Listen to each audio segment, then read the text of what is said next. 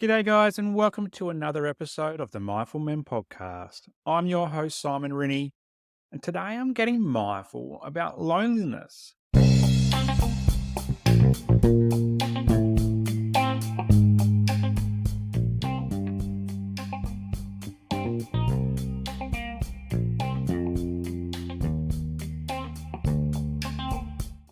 That's right, men feel lonely too. And the reason I'm talking about this particular topic is because I've seen a few media articles recently that talk about men and their struggles with loneliness. And it got me thinking about my own journey and moments in time where I felt lonely too. And also how hard it is for us blokes to say the words, I'm feeling lonely. I kind of put this in the same bucket as men's mental health, in that we do struggle to talk about mental health and how we're feeling. And this adds on to that. For a guy to say, I'm feeling lonely, it's tough. It's difficult. It's not as easy as it used to be when we were kids and we could just make friends with anybody. We'd make a mate with someone who was kicking a footy or throwing a basketball or playing a guitar. But as you get older, it gets a lot more difficult. And particularly when you have kids or you've got work and all these other things impacting you, it's hard to either sustain friendships or even make new friendships. And this is the kind of boat I've been in the last few years as well. And in the recent studies that I've seen, it's coming from the Healthy Male and also ABC. It's around men in between 35 and 49 feeling the most lonely. And so today I'm going to go through what loneliness is, how it impacts us, and also we'll go through the three things that you can do this week to change things around if you are feeling lonely. So, loneliness, what is it? I saw a great post recently from someone that I follow on social media, Jamie Usher from the Mind Train, and I love this particular post. He said, if you can name it, you can tame it. And so I'm naming it. I'm naming this loneliness. And by naming it, I'm hoping to tame it as well by creating some spaces. And we'll talk about this a bit later on of how men can connect, but also connecting myself in as well, getting out there and trying new things in my local community as well to make me feel better too. But before I get there, let's start off with what is loneliness? So we're going to name it now. So, according to the Healthy Male survey, loneliness is a negative, distressing feeling that relates to the quality of our connections. Now, note that I said quality, not quantity. We can have a million mates in the world, but if they're all rubbish, then we're going to feel lost and lonely. But if we have even just one quality connection with somebody else out there, that can create this real sense of support and safety and security and actually combat some of these loneliness feelings. Sure, distance might play a factor and we can't see our mates all the time, but the simple measures of a text message or a phone call or even a Zoom call, we can do this very easily these days. And COVID showed us that we can do this. Can go a long way to battling this thing called loneliness. Now, when we get lonely, we feel socially isolated. And again, this showed up in COVID as well. We were socially isolated. We had our household, and that's fantastic. But what a lot of us really missed is human connections with other people out and about in community, whether it's at work, whether it's in the park or at the beach or anywhere at the shops, wherever it is, it's just that human connection. It creates that social bubble in where we feel like we're part of something bigger than the four walls of our house. And this is really important because as we get older, we tend to become a little bit more introverted, many of us do. And so we prefer to stay home and watch Netflix on the couch at night instead of what we used to do and go out and whether it's partying or just getting together with people, having a nice dinner. These days, we just tend to be home potties. And I'm wondering if this is part of the overwhelm of the hustle culture of today or the high stress that we have today, all this information coming from left, right, and center, whether it's in the news or at work or at school or wherever it is. And it's just compacting to a point where we just feel like we need to breathe. And breathing at home and being by ourselves is good, but it's better when we can do it with like minded individuals and safe and supportive community connections out and about outside of our home. So, As I'm thinking about loneliness, and one of the things that I talk about in my therapy sessions with guys is comparing or reflecting on the traditional village compared to modern living. And if you're not sure what I mean, stay with me. If we think back to days gone by or generations gone by, even centuries gone by, and what community looked like, it all centered around a traditional village. It centered around the place where you were born and you grew up and you went to school and all your friends are there and you work there, you live there, you die there. This is the traditional village. You might go to the next town or even a little bit further, but you always come home. Home is where your heart is. And so everybody knows you. It's close knit, it's connected, it's community. Compare that to modern living, today's living. Now, we have a very nomadic lifestyle in the modern world. It's very easy for us to move suburbs, move towns, to move interstate, to move overseas, to work remotely. It's very easy to do these things now. We're seeing a lot of people doing fly in, fly out work or drive in, drive out work. They might spend weeks and weeks and weeks away from their home. Take my example. I grew up in Adelaide, South Australia, but since 2006, I've lived in the Australian Capital Territory. I've lived in Tasmania. I've lived in Queensland. I actually haven't lived in South Australia since 2006, and it's now 2023. And over this period, what I've found is a real struggle connecting in with wherever I'm living and finding new friends, putting myself out there. And what's come from that is this progression of loneliness that's followed me through all those periods of time. Now, I haven't done it alone. I've done it with my partner, but even talking to my wife about this notion of trying to break into new social circles, she even says that she feels the same. And I think when I think about my mental health story, when I moved from Canberra to Hobart, and I remember specifically in Hobart seeing these guys around at work and wanting to be part of their social networks, but also feeling very much of an outsider. They had lived and grown up and worked in that environment in Hobart, whereas I was the outsider. I was the new person. And so, yeah, I went to the social drinks and I played social soccer and I did the gym stuff and I did all that stuff. But at the end of the day, that was it.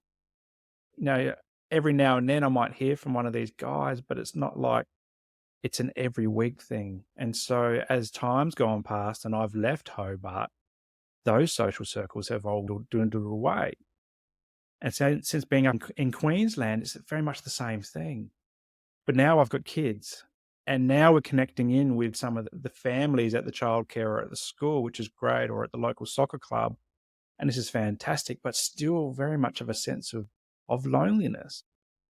And for many years, I didn't accept it or I didn't look at it. I didn't think it was an issue because I was so much more focused on other things in my life, like depression, like anxiety, like obsessive compulsive disorder, like burnout, like trying to work and climb the ladder, trying to study and trying to have kids and a good family.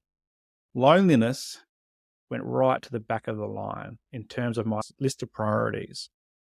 But as I'm about to turn 40, and this episode probably coincides around my 40th birthday or maybe a little bit later, I'm trying to turn this around now. I feel like I've spent so long in isolation and doing things by myself that I'm actually yearning for community. I want to be out there and doing things and connecting with people. And I know I'm not alone. And I mentioned before, it's not about the number of mates, it's about the quality of mates that you've got. So why are guys getting lonely? Well, according to the Healthy Male survey and what's been reported in the ABC, it starts with that connection. It's how deep are those connections? If we're thinking about work and family and finances are a huge thing at the moment. It's all these high stress loads. And when we're highly stressed, we kind of drop going out and socializing away. Finances, for example, we don't have as much money to go out for dinner or out for drink or do social things anymore. And so we're reverting to the couch potato lifestyle because it's cheap and it's easy. Or maybe we've had like hugely highly stressful days or weeks or months, and all we want to do on the weekend is just sit on the couch or stay at home. We don't want to socialize. We're just overwhelmed. Other factors that impact men particularly is around divorce rates or lost jobs. So many men, and I put myself in this basket too, is that when we get with a partner or get married or have kids, we focus solely that social circle which is in our household, and we kind of let our friendships spread thin. As I said before, it's the kind of work we do. Are we fly in, fly out, away from home for weeks on end? And when we are home, we're recovering, we're sleeping. Is it because of disability? I work in the disability sector, and loneliness is something that guys regularly talk to me about. Is they want to connect with community, but they're isolated because either they can't access it because of where they live or the type of disability that they have, or maybe they're looked at as different. It's the ableist society that we live in. It's us and them. And this extends to culture. Maybe you're from a different cultural background, and maybe you live in Australia, which is very white and very European, and all of a sudden you're trying to find people from your own culture because we don't cater for that. We like to call ourselves a multicultural community, and we are to a large extent, but there is still very much pockets of white European settlers here. I look around the Sunshine Coast and it's very much that. I don't see very much diversity in the Sunshine Coast, say, compared to Brisbane or Sydney or Melbourne, the bigger cities of Australia. The other factor is mental illness. When we're depressed, when we're anxious, when we live with mental illness, we isolate. We feel safer at home by ourselves. Or maybe we struggle to connect. Maybe we struggle to know the right social cues or say the right social things and be social in a certain way that doesn't involve things like alcohol and drugs, for example. And so it's much easier for us just to not do it. And so we get lonely. And as we get older and maybe some of our social circles start to pass away, we end up in aged care facilities. And Australia has an aging population, and aged care facilities or retirement villages are absolutely booming at the moment everywhere. And in the next few decades, they're going to be bigger and bigger and bigger. Things like dementia. Imagine going through your whole life having wonderful connections and then all of a sudden not recognizing your partner's face or their name or their voice or their touch. Again, loneliness sticks in. Now, according to the Healthy Male, there are some impacts that come with loneliness, and it's not just feeling lonely. And this was interesting to me as I was reading through these articles, and I was ticking these off on my own. I'm like, wow, this is actually really true. And some of it was alarming for me as well. And at the top of the list is mental illness. As I said before, when we're living with mental illness, we isolate, but also when we are lonely, it actually can increase our rates of mental illness too. Depression, for example, is a big one. High cholesterol and lost physical conditioning. Maybe we're sitting on the couch and eating more bad food just to feel good. And maybe we're not exercising as much anymore. Maybe we've got injured so many times at the sports club that we've just given up, but we haven't tried something different that might suit our soul as we get older. We have increased risks of heart attacks, of dementia, of strokes.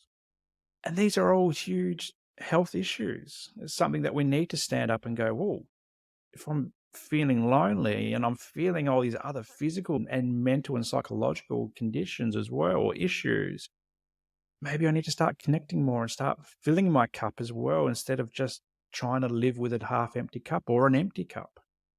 And this all sounds very much doom and gloom. And to a large extent, it is. We have a loneliness epidemic. I mean, epidemic's getting thrown around all the time at the moment, but it's true, to the point where articles are coming out about it saying, hey, guys are having an issue. And middle-aged men particularly are having an issue with this. And I dare say many men don't talk about this because it's one of those taboo topics. It's like if I was to say to one of my old friends, hey, I'm feeling lonely, I think the response would come back saying, well, just go join a sports club, or just go join a community group, or just go make a new friend. And yeah, when I was a teenager or when I was a child, yes, that might have been true. But for me, I've seen this pattern of struggle with socializing since I was a teenager. Alcohol was a social lubricant for me for many years and still is to this day. And it's not something that I'm particularly proud of. So it's not just that easy for some of us to get out there and do things, but it is possible to change. And I'm trying to live this change now as I'm turning into my 40s of no longer letting life slip by and actually starting to take more initiative in these for my own well-being as well. So on that, on all the doom and gloom that we've just gone through, I want to talk to you about 3 things that we can do this week to battle loneliness. And the first one is acknowledgement. As I said before, Jamie Usher had this great post on if we can name it, we can tame it. So I'm naming it. Loneliness is an issue for men. It's an issue for me. I struggle with it. But that's part of the process, is naming it, acknowledging that it's an issue. And being okay with that. Saying, yeah, I'm lonely. It's okay to say these things and to work through them. And from there, it's around doing a stock take. It's not just about naming it. It's about going, okay, what does that look like? What does loneliness look like for me? Who am I connecting in with? Where am I connecting? How? How frequently? Why am I connecting with these people?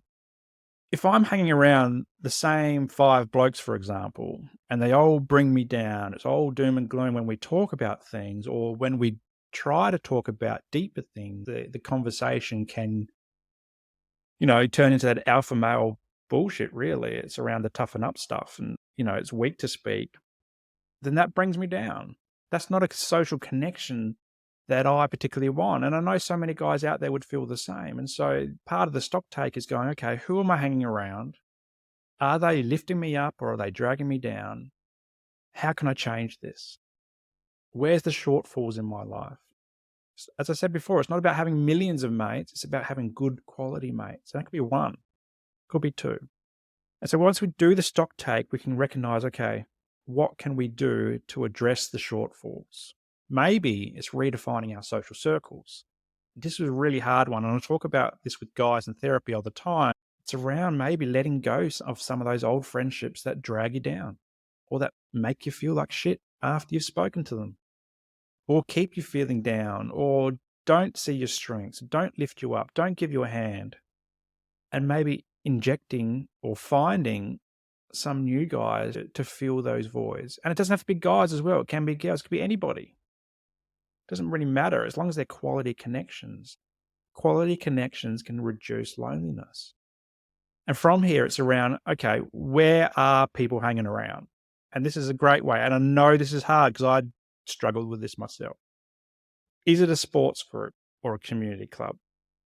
As we get older, and particularly as we turn adults, and I've spoken about this before, is we kind of lose the fun in life. We start getting serious. We start adulting. So maybe if you love sport, join a sports club, volunteer, go down there on a Saturday or whenever they're playing and say, if you can't play, just say, hey, can I help out with the grounds or can I do the canteen or be part of the volunteer group? And that's a great way to fill your cup, but also help other people. If you can play, even better, because exercise is great for your mental health and well-being. Or maybe if you can't play sports, and I'm in this boat because every time I play sport, I pull something or tear something, and everyone says, Simon, why are you doing this to yourself? Maybe it's a community group. Maybe it's something else that you're passionate about that you can tune into and go, you know what, I've always wanted to try archery, or I've always wanted to try and figure out how to play chess, or I've always wanted to play cards or learn to paint or play an instrument. These things we don't have to do just when we're young. We can do them as we get older. In fact, if we can let our guard down in these group settings, we can have a lot of fun. And I think back to a men's retreat I had a couple months ago where I attended. And as part of that was a drumming circle with 27 other blokes just hitting drums for the first time. Sounded absolutely amazing with a little bit of guidance from a teacher. Sounded fantastic. And it was fun. It was fun to just hit the drums. I haven't done it since, but since then I've come home and I've restringed my guitar and I'm tuning that up and I'm playing again. And it feels great. One of the other things you can do is around connecting with other people is doing things outside instead of being at home. And this is kind of like connection without connection. This is why I do a lot of my therapy outside, is because we can walk past people and say g'day as we walk past them, or just even a smile can light up their day and light up our day. Or maybe you do something like reading. Instead of reading at home, Why don't you take your book out to a cafe or a local park or sit at the beach? Because you inadvertently connect with other people just by being near them. Again, if you go for a walk, say hello to people as you walk past them, or just a nod, just a wave. It helps you feel connected. And if this is all too hard, maybe you just need a little bit of extra support. And there's two ways that Mindful Men can help you with this. And that's one, through therapy. We can come into therapy and we can have a set and work out that loneliness maybe is an issue for you. And we'll together work out strategies to overcome that and connect you in with local people or people in your networks, or even just maybe improve the relationships that you have with some tips and tools that I've got as a therapist. And the second one is very brand new to the Mindful Men community. I want you all, if you're listening, to come and join the Mindful Men community page on Facebook. Here is a safe space where men who are on their own mindful missions can all come together, combat loneliness, but also create a sense of community. I'm going to be checking in regularly in the Facebook group. I'm going to be putting in their posts about different things around mindfulness and men stuff. And we can just lean on each other and start building a network of people in our lives that we can draw from. And whether it's someone to catch up with a coffee on the weekend, or even a Zoom call, or even just encourage us as we're going through life's challenges, the Mindful Men Facebook community page is a free and easy thing for you to do today to start combating loneliness. So in closing, I want you to think about loneliness. Think about how you're feeling at the moment. Are you feeling socially isolated? Do you need to change things? And if you do it because it feels good, but it also improves things like your physical and mental health. It can combat things like dementia, heart attack, stroke, whatever it is, and stop feeling so lonely. So we've named it, and I've given you some ideas to tame it. Now it's up to you. Get out there, create community, connect with community, and let's combat loneliness together. I hope you enjoyed today's episode. I really did enjoy talking about loneliness with you. And if you want some more information about Mindful Men, head over to the website. It's mindful-men.com.au and find out more about what's going on in the Mindful Men world. And remember to jump onto the Facebook community group as well. I'd love to have you there. Links will be in the show notes below. Well, that's it for today. My name's Simon Rinnie, and until next time, stay mindful.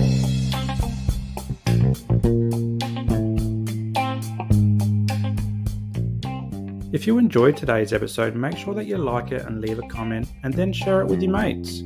Also, subscribe to the channel and hit that notification bell so that you don't miss a moment of future episodes to come.